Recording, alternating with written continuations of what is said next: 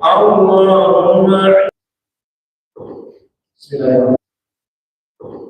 Bismillahirrahmanirrahim. Assalamualaikum warahmatullahi wabarakatuh. Waalaikumsalam warahmatullahi wabarakatuh. Alhamdulillah.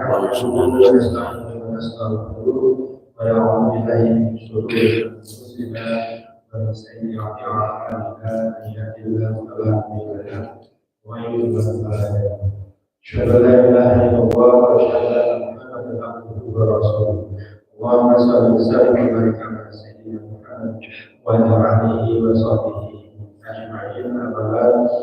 Puji syukur kepada Allah Subhanahu wa taala yang biasa memberikan kepada kita nikmat iman dan Islam, nikmat sehat walafiat, sehingga Allah Subhanahu wa taala masih memberikan rasa cinta kepada kita sehingga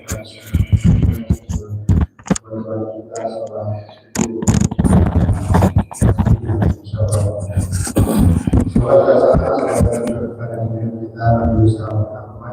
Sallallahu alaihi wasallam.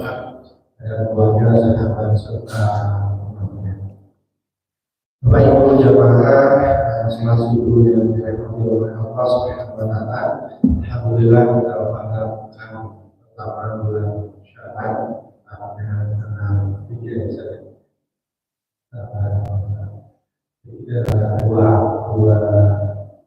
Februari insyaallah kita masih awal dengan bisa berjalan di majelis ini insyaallah sekalian Ahad pekan kita.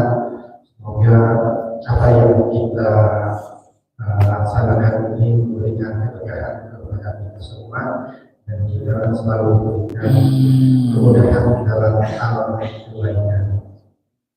Baik, insyaallah kajian pada hari ini insyaallah yang akan disampaikan oleh Ustaz Amin Jenderal SAG SPD. Alhamdulillah beliau sudah tadi dengan kita sudah memimpin sholat berjamaah juga. Insyaallah mudah-mudahan selalu memberikan kesehatan kepada kita semua. Baik Bapak Ibu, mulai kita awali kajian ini dengan membaca halaman 13. Bismillahirrahmanirrahim. Untuk waktu dan persilakan saja. A'udzu billahi minasyaitonir rajim. Bismillahirrahmanirrahim. Assalamualaikum warahmatullahi wabarakatuh.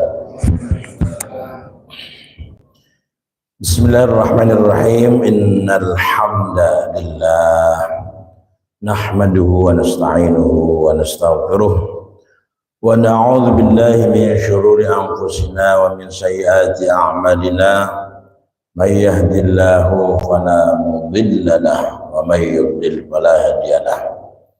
Asyhadu an la ilaha illallah wahdahu la syarika lahu wa asyhadu anna sayyidana wa nabiyyana Muhammadan abduhu wa rasuluhu la nabiyya ba'dah.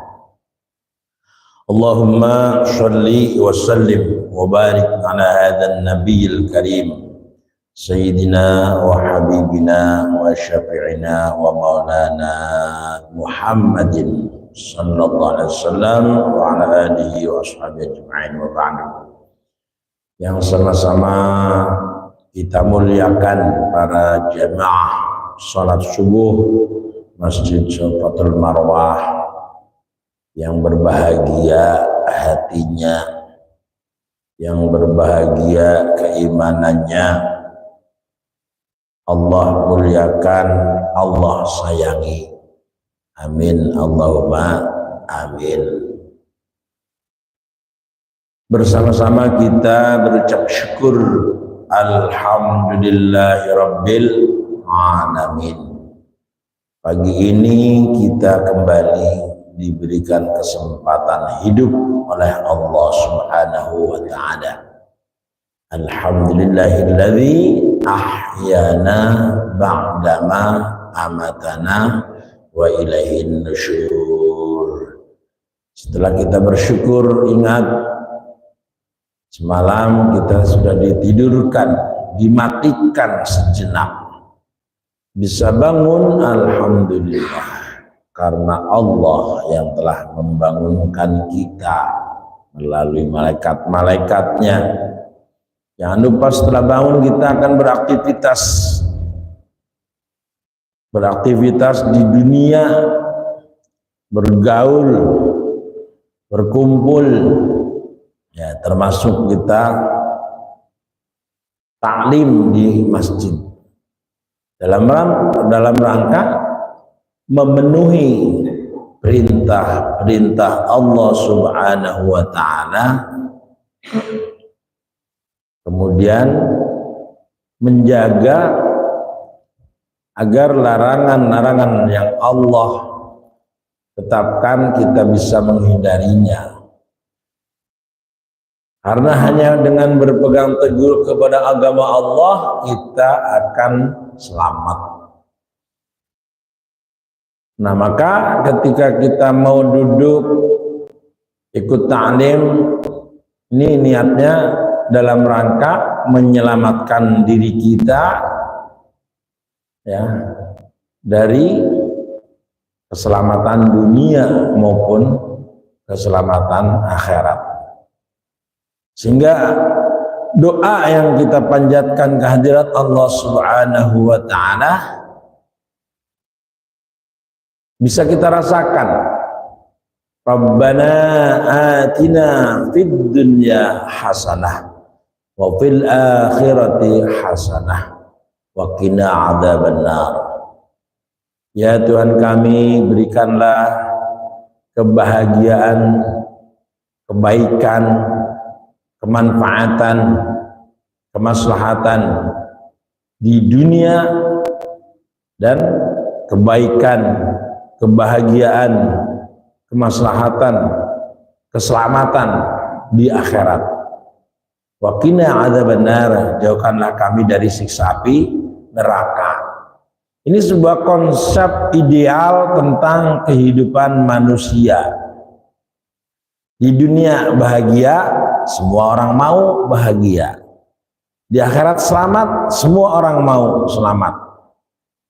Terhindar dari siksaan api neraka. Selalu kita mohonkan kepada Allah Subhanahu wa taala setiap pada sholat, setiap saat.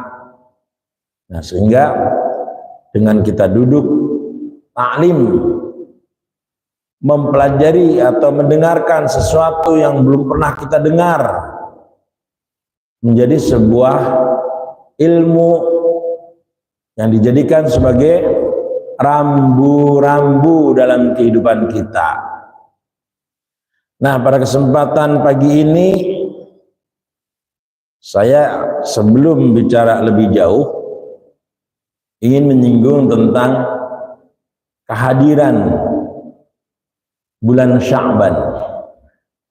Kemarin bulan Rajab sudah kita lalui. Bulan Rajab adalah bulannya Allah Subhanahu wa taala,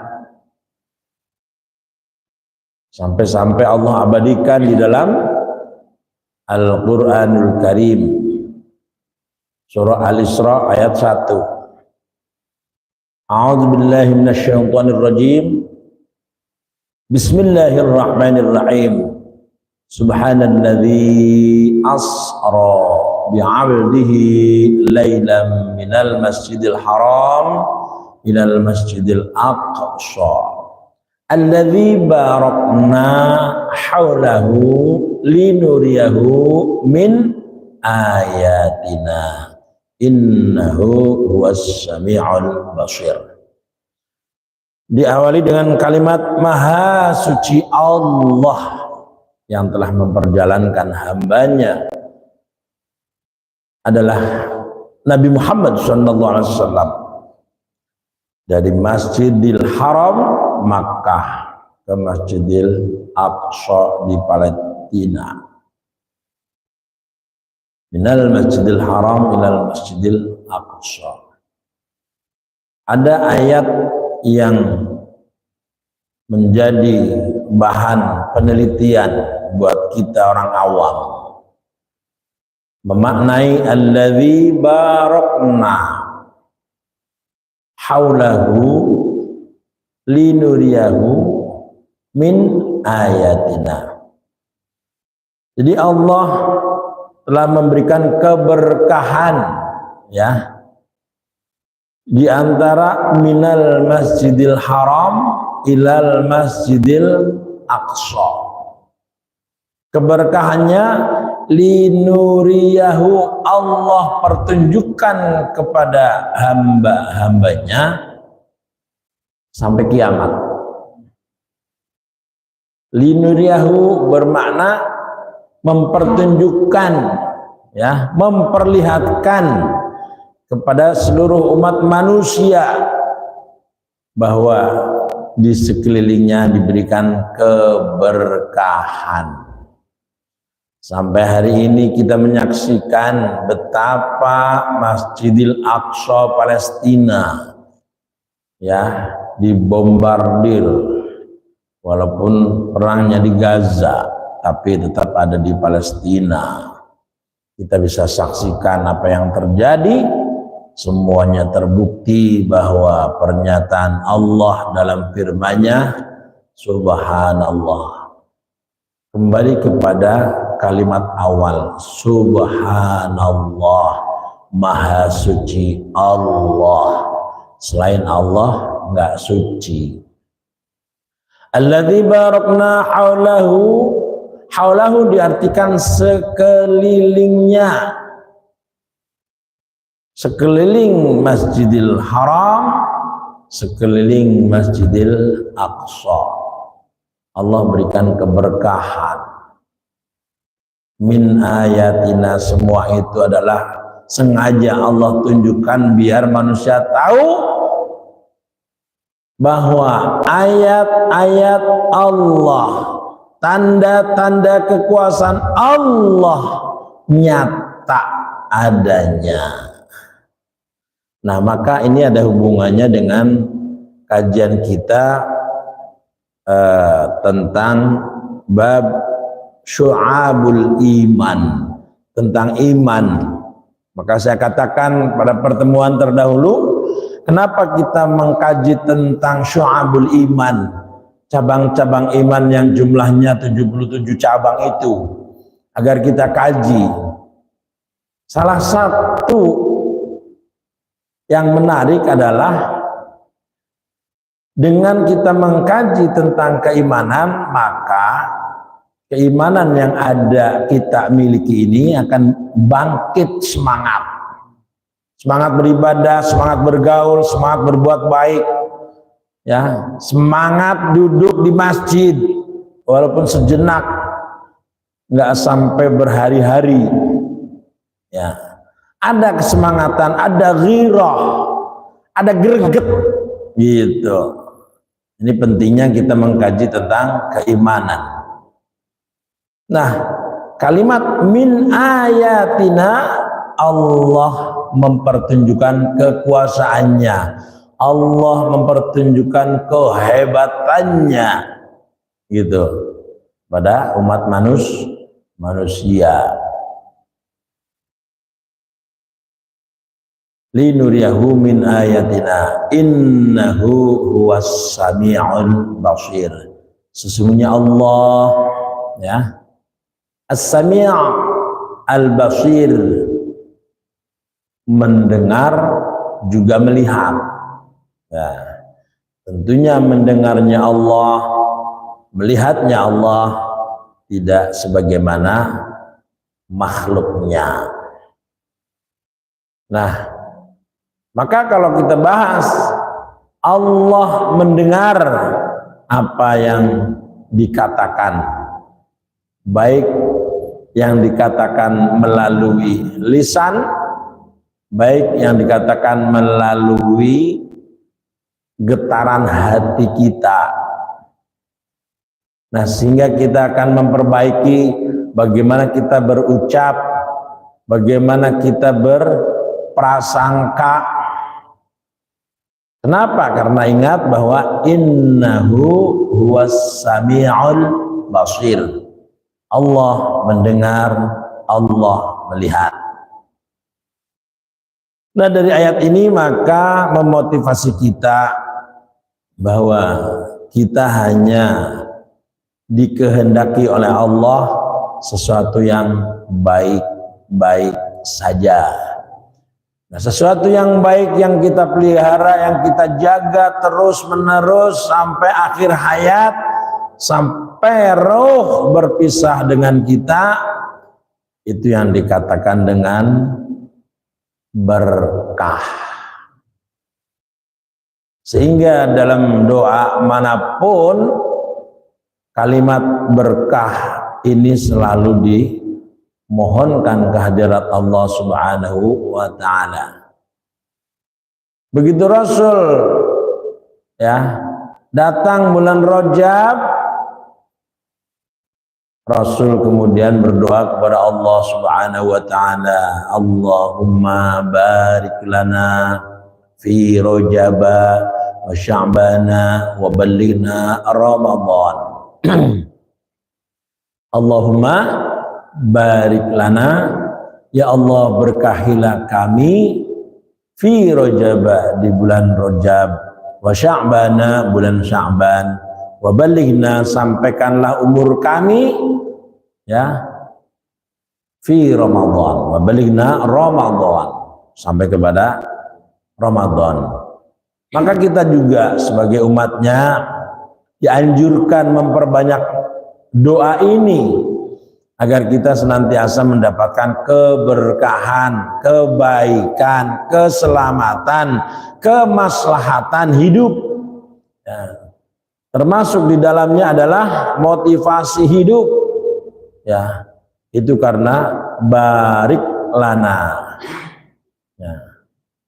Ada toko namanya toko berkah. Karena tokonya ingin selalu beruntung, nggak mau rugi, namanya toko berkah.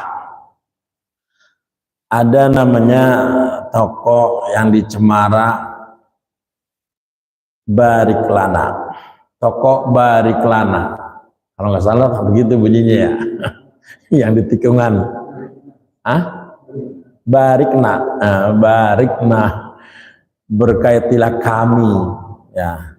Jadi kalimat berkah ini kalau kita kaji, masya Allah, sungguh kita perlu dan penting untuk menjaganya, untuk memeliharanya, merawatnya. Karena begitu pentingnya, ya, ketika kita berkeluarga, mulai dari nikah, doanya berkah. Allahumma barik, barakallahu laka wa baraka alaikuma wa jama'a bainakuma fi khairin. Ya, semoga Allah memberikan keberkahan kepada kamu berdua yang selama berkumpul dalam kebaikan.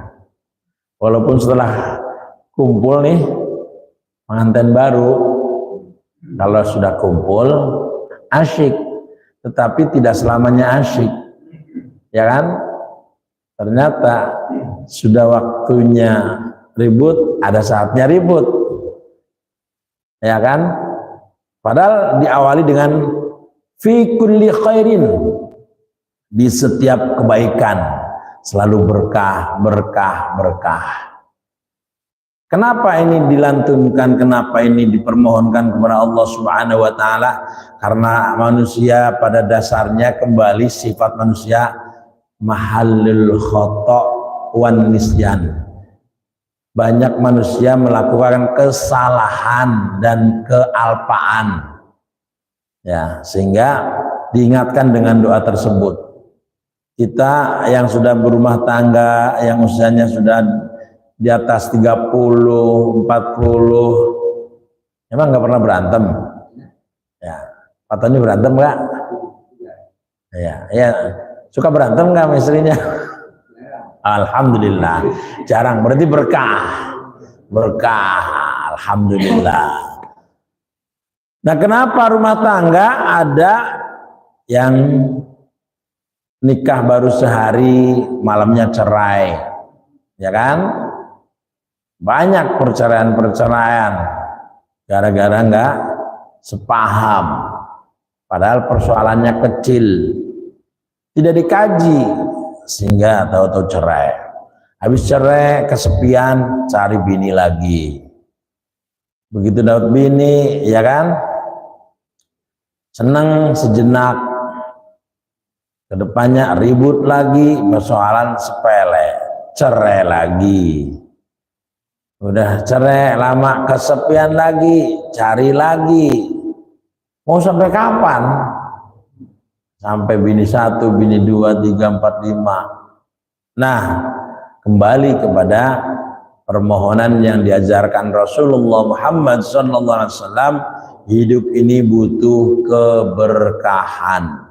Mahwal barokah, apa sih berkah itu? Al barakatu tazidul khair. Berkah itu selalu bertambah baik. Nah, maka ini relevan dengan hadis Rasul yang menyatakan bahwa apabila hari ini kita sama dengan hari kemarin, itu dianggap rugi. Tapi hari ini lebih buruk dari hari kemarin, dianggap bangkrut.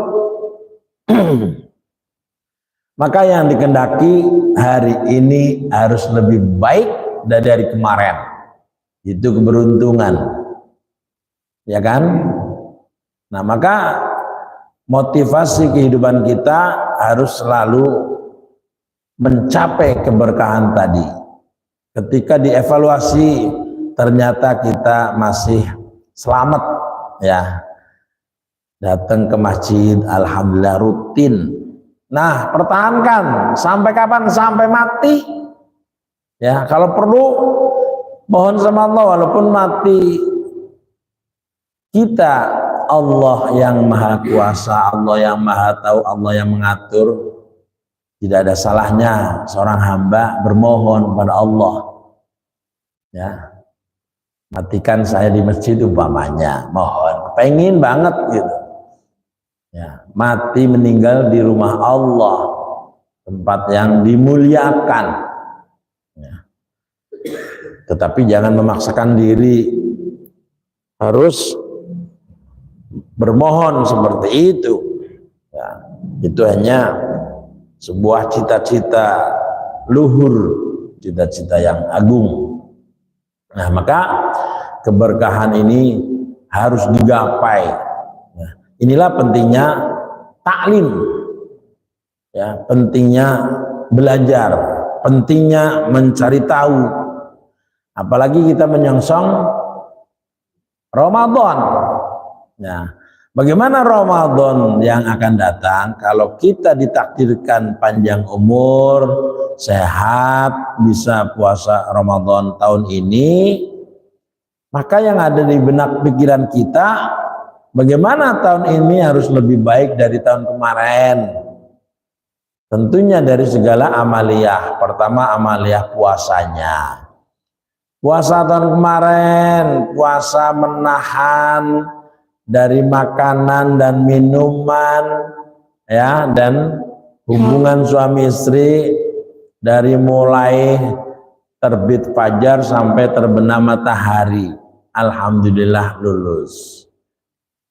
Pertanyaan berikutnya, apakah tahun ini puasa kita harus sama dengan tahun kemarin? Harus beda, harus lebih baik. Tahun kemarin puasa kita cuman puasa nahan lapar dan haus.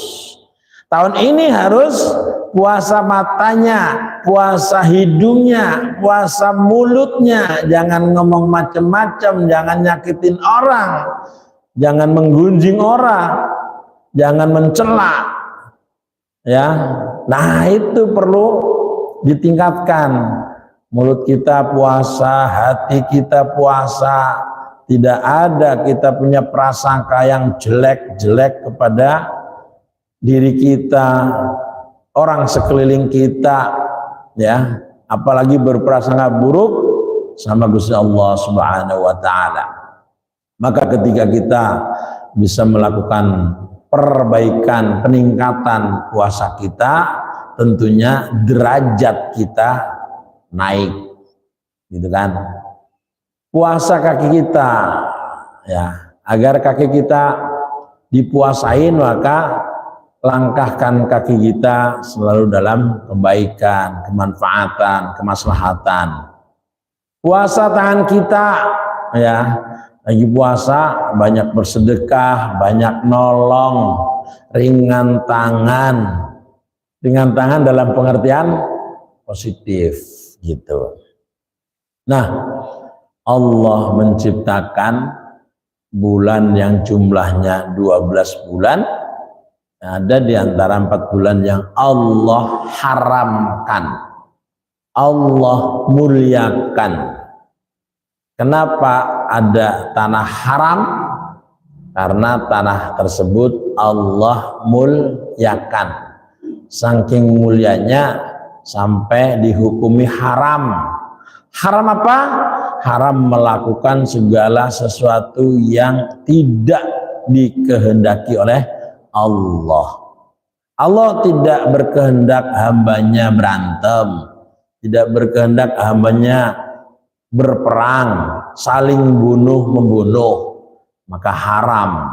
Nah, di bulan yang Allah muliakan, ya, Dzulqa'dah, Dzulhijjah, Muharram, Rajab, ya, itu nggak boleh berantem, nggak boleh jengkel-jengkelan, nggak boleh diem-dieman.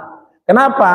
Karena di bulan yang Allah haramkan, Allah muliakan, semuanya dilipat gandakan.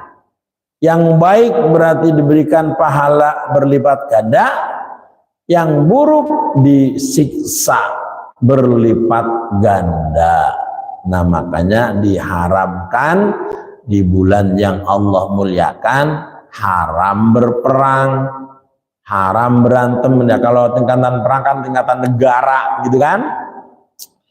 Nah, maka buat kita yang hidup dengan keluarga, dengan istri, dengan anak, haram di bulan yang Allah muliakan kita ngomel-ngomel, marah-marah, mecahin piring, ya.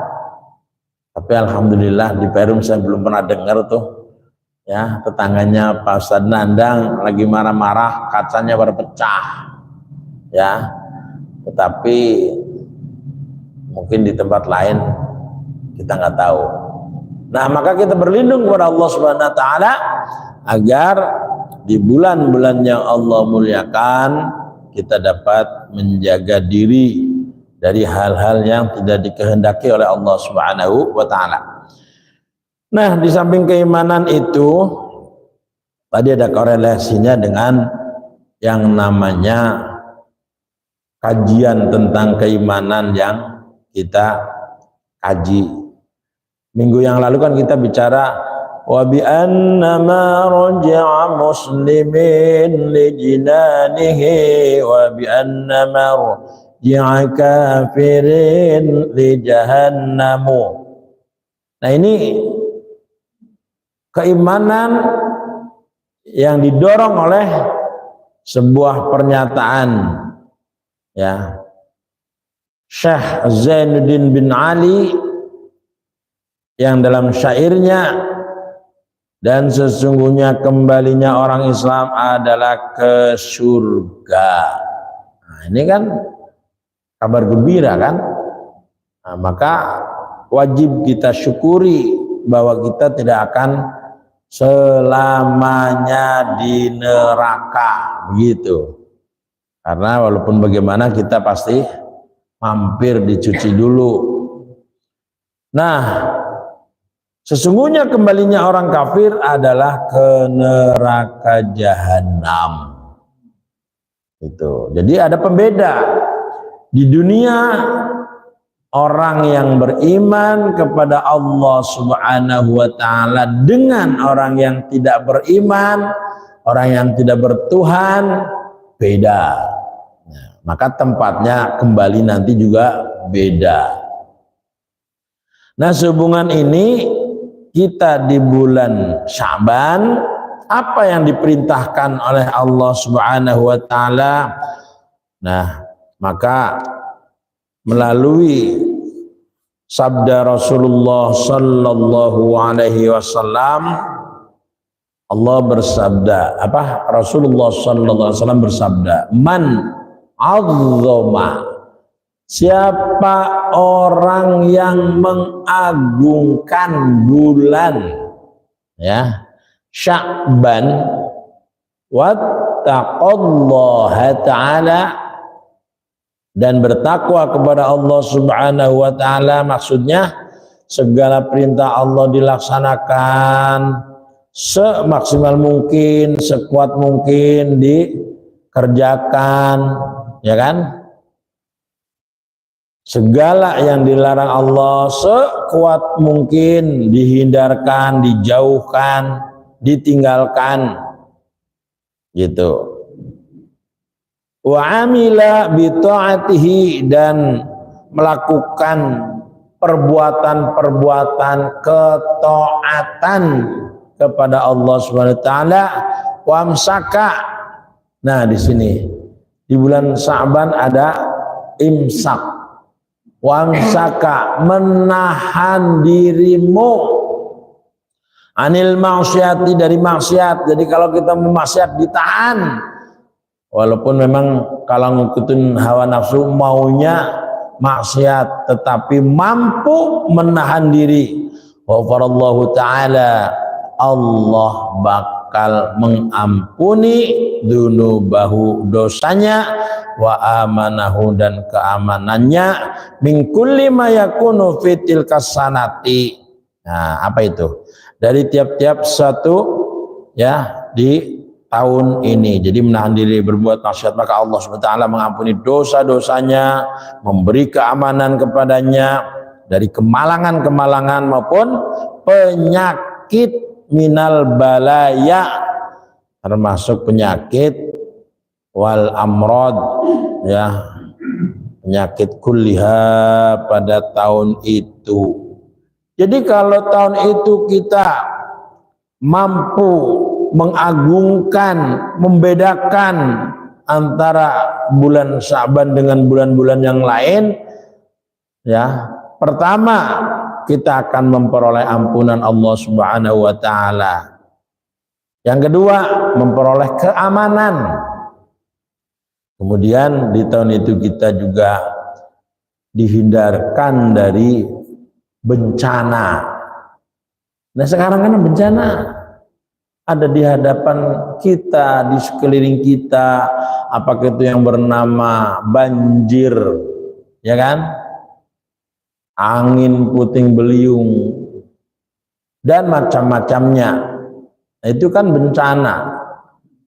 Maka ketika kita mampu menghargai, mampu mengagungkan, mampu memuliakan bulan Sya'ban, ya, itu luar biasa. Kalimatnya man 'azzama, barang siapa yang mengagungkan. Dengan cara apa mengagungkannya, kan gitu? Dengan taklim termasuk di dalamnya. Ya, mengagungkan bulan Sya'ban dengan taklim, dengan mempersiapkan diri kita akan menyongsong datangnya bulan suci Ramadan. Jadi mengagungkan dengan apa? Kalau bahasa di kampung, ini mau Ramadan, umpamanya ini masjid ini belum dicat, pada dipikirin tuh bagaimana masjid biar cantik. Kenapa? Karena nanti Ramadan pada kumpul, ya, warganya pada datang ke masjid. Oh, maka masjidnya dipikirin, dicat, diwarnain cakep, gitu kan? Terus mikirin nanti selama Ramadan ngapain aja. Oh ya, di masjid ini harus ada kegiatan anak-anak karena dalam rangka mempersiapkan generasi penerus. Siapa yang jadi imam, siapa yang tukang azan, ya, siapa yang ngisi taklim. Nah, ini perlu dipikirkan karena kita satu saat pasti meninggalkan dunia ini. Ketika kita meninggalkan dunia ini kemudian anak-anak kita belum dipersiapkan, maka kita dipukul sama ayat Allah Subhanahu wa ta'ala. Apa pukulan Allah terhadap kita? Wal yakhshal ladzina law taraku min khalfihim dzurriyyatan di'afan khafu alaihim falyattaqullaha wal yaqulu qawlan sadida. Ya, jadi kita mestinya takut sama Allah seandainya kita meninggal, ya, kemudian di belakang kita anak-anak yang diafan, lemah, nggak punya semangat, disuruh ke masjid nggak pernah ke masjid. Ayo, saya juga punya anak. Ternyata nyuruh anak ke masjid nggak gampang. Bersyukur Pak Nandang punya anak ke masjid rajin. Nah itu harus dijaga, diberikan motivasi agar selalu cinta kepada masjid. Saya termasuk sangat cinta dari kecil sampai sekarang, makanya bermohon kepada Allah jangan sampai dirontokkan kecintaannya kepada masjid. Sungguh pun di dalam masjid nggak ngapa-ngapain, ya, tetapi kita hanya berharap atas perintah Allah dan Rasulnya kita masuk dalam catatan generasi yang kuat imannya, walaupun ukuran iman kita tentu beda dengan ukuran keimanan para nabi, para syuhada, para sholihin. Kita ingin ke sana. Nah, ketika kita meninggalkan dunia ini, anak-anak kita lemah akidahnya, lemah agamanya, lemah ilmunya, nggak ada. Khawatir bakal terombang-ambing. Ya, sekarang kalau bicara makanan yang ada di hadapan kita, hampir semuanya sudah terindikasi keharamannya. Nah, kalau kita tidak memiliki ilmu pengetahuan tentang hukum-hukum bagaimana kita menjaga barang-barang haram, salah satunya harus mengetahui di antaranya makanan, pergaulan, termasuk ucapan. Hari ini kita ditunjukkan kepada generasi yang bobrok mentalnya, ya. Dulu ketika kita ngomong ngucap asal-asalan di depan guru, kita takut ketahuan. Sekarang zamannya sudah dibalik, ya. Anak ngomong semaunya di depan guru sudah biasa. Apa yang mereka lontarkan? Ada bahasa-bahasa binatang, anjing, monyet, ya, goblok, tolol, bego, itu sudah menjadi lalaban harian. Ternyata ketika diteliti, bukan saja anak itu bisa karena dari pergaulan, ternyata anak itu bisa juga karena dibubuin oleh orang tuanya juga. Bapak dan ibunya rupa-rupanya senang ngomong begitu, jadi anaknya ngomongnya begitu. Ketika seorang guru berkata terhadap muridnya, "Nak, coba ganti dengan bahasa yang bagus. Kalau ngomong sama temennya, ini kamu mah cantik, kamu mah bagus, kamu mah bager, kamu mah semuanya yang positif, yang baik-baik saja." Malah ketawa, sesuatu yang aneh, seperti mengganti bahasa, ya, dari gua elu menjadi aku atau saya. Pada ketawa karena nggak biasa. Tuh, ini fakta, bukan omong kata-kata, tapi fakta. Artinya apa? Oh, termasuk saya ini hidup di zaman yang generasi setelah saya lemah gitu ya, ngomong semaunya tanpa disaring. Padahal kalau ingat Kanjeng Nabi Muhammad Rasulullah sallallahu alaihi wasallam, kata beliau, salamatul insan fi hifdzil lisan. Kalau kepengin manusia itu selamat, jaga lisan. Saking berbahayanya lisan, kalau orang yang berilmu itu nggak mau ngomong kalau nggak perlu, kalau omongannya nggak ada gunanya, nggak mau ngomong gitu. Nah, pentingnya menjaga lisan. Hari ini kita dipertunjukkan oleh Allah SWT generasi yang tidak mampu menjaga lisan. Ya, tuh. Dulu murid takut sama guru kalau omongannya tidak baik. Sekarang murid ada guru juga bisa ngomong apa saja, apalagi di depan orang tua, kan gitu. Sama guru yang mengajarkan apa yang mendidiknya saja sudah berani, apalagi sama orang tua. Rata-rata ketika kita punya anak itu takut atau nurut kepada guru daripada orang tua. Nah, kalau kenyataan zaman ini seperti itu, tinggal kita bermohon, berlindung kepada Allah Subhanahu wa taala, ya. Tentunya melalui proses pendidikan, ya. Tidak bisa kita hanya berdoa, ya Allah, lindungilah kami dari generasi yang lemah. Enggak cukup mohon seperti itu, tetapi kita harus melakukan proses pendidikan, tidak boleh diam. Ya. Falyattaqullaha falyaqulu qawlan sadida. Oleh sebab itu hendaklah mereka bertakwa kepada Allah dan hendaklah mereka mengucapkan perkataan yang baik. Ya, termasuk kajian kita pagi ini, apa yang disampaikan sesuatu yang baik yang harus kita kembangkan, yang harus kita tanamkan ya kepada jiwa kita. Jemaah yang berbahagia, 42 menit. Alhamdulillah, ngomong nggak terasa. Atau udah 42 menit. Nah, baiklah, saya ingin menyudahi kesimpulan daripada kajian pagi ini. Kita diingatkan, karena manusia itu tempatnya salah dan lupa. Diingatkan sekarang sudah di bulan Sya'ban. Kalau ngitung-ngitung hari, berarti 12 hari lagi kita nisfu Sya'ban. Nah, nisfu Sya'ban ada sebuah peringatan buat kita bahwa Ramadan sudah semakin dekat.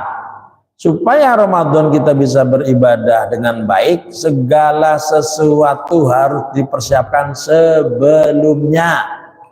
Ibu yang masih punya utang karena puasa tahun kemarin, ada halangan haid, nifas, wiladah, buru-buru nih bulan ini sudah dekat sekali dengan Ramadan, bayar utangnya sehingga puasa besok nggak punya beban. Bapak-bapak juga sama, siapa tahu tahun kemarin bapak-bapak lupa atau sakit yang menjadi uzur puasa sehingga batal. Secara hukum ya dibayar, jangan dianggap enteng. Nah, itu diingatkan yang punya utang supaya dibayar puasanya. Kemudian mempersiapkan diri untuk lebih baik. Kalau di dalam puasa diperintahkan supaya tadarus Al-Quran, bagaimana tadarus Al-Quran untuk tahun ini, kan gitu. Ya, tahun kemarin khatam 2 kali, ya tahun ini 4 kali, kan gitu. Jangan kemarin khatam, sekarang malah nggak khatam. Nah, itu dari segi kualitas bacaan. Kerja juga begitu. Kemarin kerja gajiannya dapat 50 juta. Tahun ini maka harus meningkat 100 juta gitu. Amin ya rabbal alamin. Ketua DKM kemarin nggak digaji, sekarang harus digaji gitu, biar semangat gitu ya. harus seperti itu. Dah, baik para jemaah. Nah, kalau mau diterusin nggak selesai-selesai, maka harus direm. Nah, ini termasuk ngerem ngomong juga penting. Maka saya memberikan kesempatan 1 menit kepada Pak Ustadz Nandang selaku moderator. Kali aja ada yang nanya. Kalau nggak ada yang nanya, alhamdulillah. Kalau nggak ada nanya, ketahuan tuh Bapak Ibu para jamaah jasadnya ada di masjid, pikirannya ada di luar masjid. Ya kan? Bisa di luar masjid itu di Malabar, bisa di luar masjid itu mau kerja, tapi kerja hari Minggu gitu ya. Oh, di luar masjid rupanya mau ngopi. Nah, ya. Baik, terima kasih. Awalan wa akhiran, dari awal sampai akhir daripada perjumpaan ini, daripada kajian ini, saya mohon keplesetnya kata-kata mohon dimaafkan, ketidaksukaan para jamaah mohon dihilangkan supaya tidak berimbas kepada kebencian kepada agama. Gara-gara nggak seneng sama ustadz, agama disalahin, ya kan? Nah, maka jangan sampai berimbas kepada kebencian terhadap agama. Cintailah agama dengan sempurna. Nah, kesempurnaan kita dengan belajar, gitu. Awalan wa akhiran, dhahiran wa batinan, usikum wa nafsi bitaqwallah. Summa assalamualaikum warahmatullahi wabarakatuh.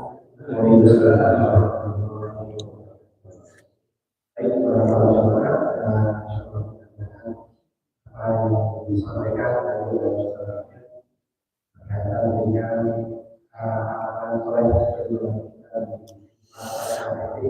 kita bisa melaksanakan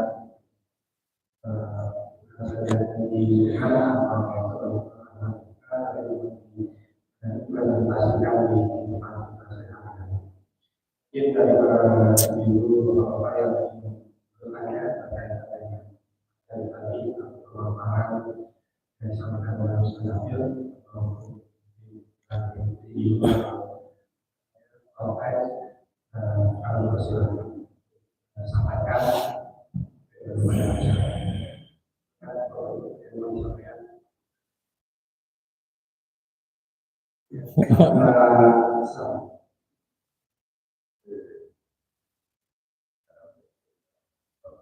Waalaikumsalam warahmatullahi wabarakatuh.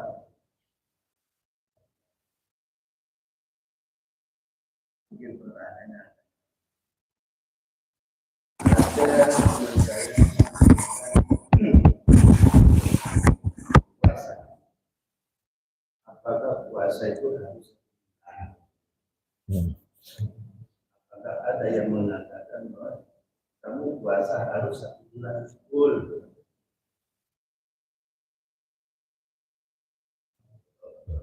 Alhamdulillah. berkaitan puasa yang Ini cakep banget nih pertanyaannya, luar biasa.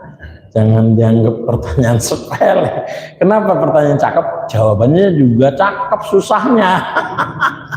Iya, bagus sekali Pak Samsudin yang punya pertanyaan semacam itu. Pengertian sebulan, ya kan? Puasa sebulan full. Ternyata bulan itu ada bilangannya, kan gitu. Ada sehari, 2 hari, sampai 30 hari. Sebenarnya pengertian 30 hari itu bahasa fikihnya kaprah, kholib.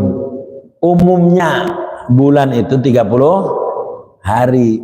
Padahal ternyata kalau diteliti tidak semua bulan isinya 30. Puasa kadang-kadang 29 hari, kadang 30, tapi kayaknya belum pernah puasa 31 hari. Ya kan? Sampai-sampai ada isyarah kalau Sya'ban ini 30 hari, maka puasa pasti 29 hari.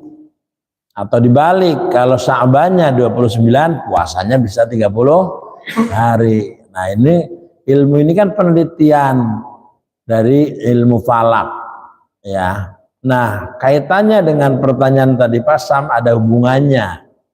Ya, kalau yang dibahas sebulan, bisa saja bulan itu puasa. Begitu masuk Ramadan ini puasa. Hari kedua, ketiga, keempat, kelima, keenam, ketujuh, ke-8 sampai 28 nggak puasa. Begitu puasa, 29-nya puasa. Sehari mau lebaran. Pertanyaannya, apakah dia juga puasa sebulan? Dia sebulan di bulan itu. Ya kan? Di bulan itu dia puasa awal dan akhir, tengahnya bolong. Itu bisa dikatakan puasa sebulan. Kenapa? Karena dia puasanya di bulan itu. Gitu. Nah, kemudian ada puasa yang awalnya puasa, kemudian tengahnya puasa, akhirnya puasa. Berarti cuma 3. Nah, di sela-sela 3 ini bolong, ya kan? Ada yang model begitu. Nih Ramadan ramai. Ya, hari pertama kenapa hari pertama ramai? Karena pada motong ayam buat sahur, ya kan? Bikin opor ayam. Begitu sahur semangat puasa besoknya. Nanti udah 2 hari kesono nggak puasa karena ayamnya udah habis. Ada yang begitu, ya. Nah itu kan puasa anak kecil, anak-anak yang usia TK itu seneng banget ikut sahur, makannya lahap, besok ikut puasa baru jam 10 udah ngomong lapar kan gitu. Nah, hari kedua nggak mau puasa karena dia lapar. Itu anak kecil. Nah ini orang tua udah bangkotan, model yang begitu masih ada. Nah itu. Jadi Pak Sam, kalau pertanyaannya begitu, memang betul gitu. Nah maka buat kita tingkatan keimanan kita adalah keimanan yang dibimbing oleh syariat agama Islam. Puasa sebulan itu ya isi semua. Ya, isi semua. Kalau di bulan itu 28 hari, ya, berarti 28 hari kita berpuasa. Tapi 28 jarang ya? Jarang. Antara 2, kalau nggak 29, 30. Gitu. Saya bisa jawabnya begitu, Pak Sam. Mudah-mudahan Pak Sam nggak puas. Gitu. Biar Pak Sam mencari guru lagi. Saya mah bukan guru. Demikian, terima kasih.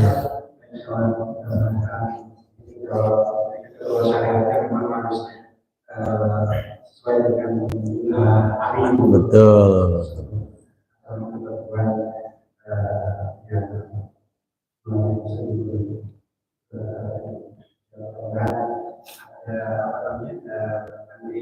Disampaikan kalau yang kita mencari dan budayanya berbagai. Jadi kemudian ada mau disampaikan lagi. Kalau ibu ada yang mau ditutup soal Cukup. soal alhamdulillah mudah-mudahan banyak tadi bisa menambah kita. Amin ya rabbal alamin.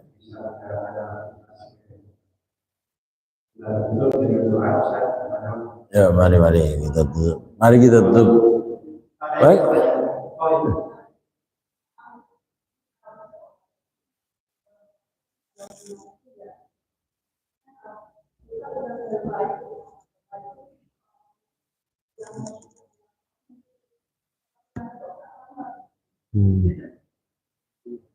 Mutusin silaturahmi.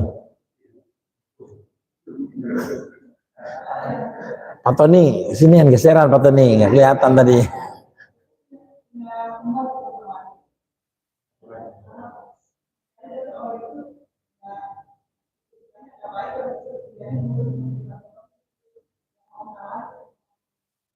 Orangnya nggak mau disalahin.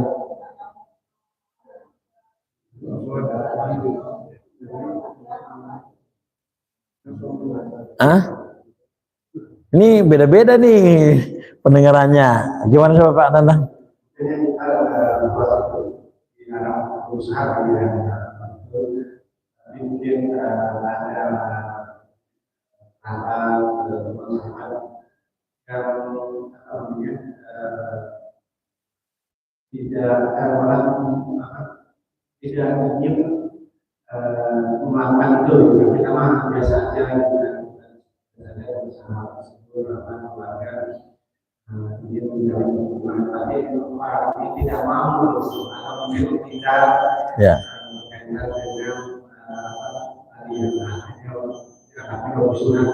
ya.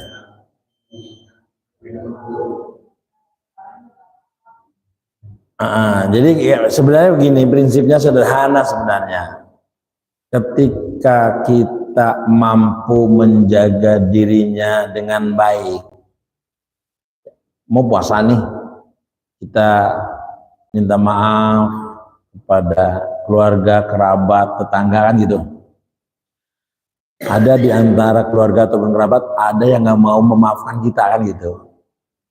Nah maka yang ada dalam pikiran kita sudah melakukan upaya usaha ikhtiar kan meminta maaf. Kalau dia nggak maafin itu urusan dia, urusan kita. Yang penting sudah gugur kewajibannya menyampaikan mohon maaf lahir batin atas kesalahan saya, kekurangan saya, mau puasa mohon ridhonya kan gitu. Nanti dulu emang gampang minta maaf umpamanya kan gitu. Nah kita nggak usah mikirin mereka, yang penting kita sudah melakukan yang terbaik gitu. Kalau kita mikirin kelakuan orang capek ya kan, karena kita bukan dia, dia bukan kita. Nah gitu. Maka yang ada bagaimana kita membangun jiwa yang positif, maka yang ada dalam benak kita lakukan yang terbaik. Sungguh pun lawan bicara kita nggak baik, tetapi tetap kita nggak usah ngurusin ketidakbaikan orang lain. Nah, maka yang perlu kita bangun adalah jiwa kita positif, pikiran kita positif, sehingga jauh dari penyakit. Ada penyakit lahir, ada penyakit batin. Kalau penyakit batin kan tadi ngunek-ngunek, mikirin, ya kan? Nah, itu jadi penyakit batin. Jadi jawabannya simpel Ibu, belajarlah memperbaiki diri, nggak usah mikirin sikap orang lain. Sungguh pun sikap orang lain itu padahal keluarganya, ya padahal mungkin bisa jadi anaknya, bisa jadi suaminya, ya kan? Bisa jadi diri sendiri. Nah, maka tampillah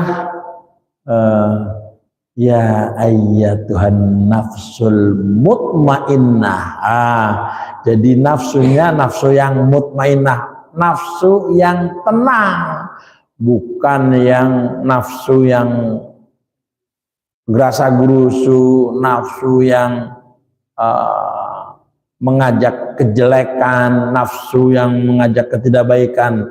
Nah, nafsu yang baik, nafsul mutmainnah, nafsu yang mengajak ketenangan, ketentraman hati. Ya, ini yang terpenting. Demikian Ibu, mudah-mudahan manfaat. Itu juga manfaat buat kita semua kan? Bagaimana kita menyikapi orang lain. Nah, maka sikap yang terbaik adalah tunjukkan, tampilkan bahwa kita sudah melakukan upaya kebaikan, kemaslahatan, kemanfaatan. Udah, itu mantap, luar biasa. Terima kasih.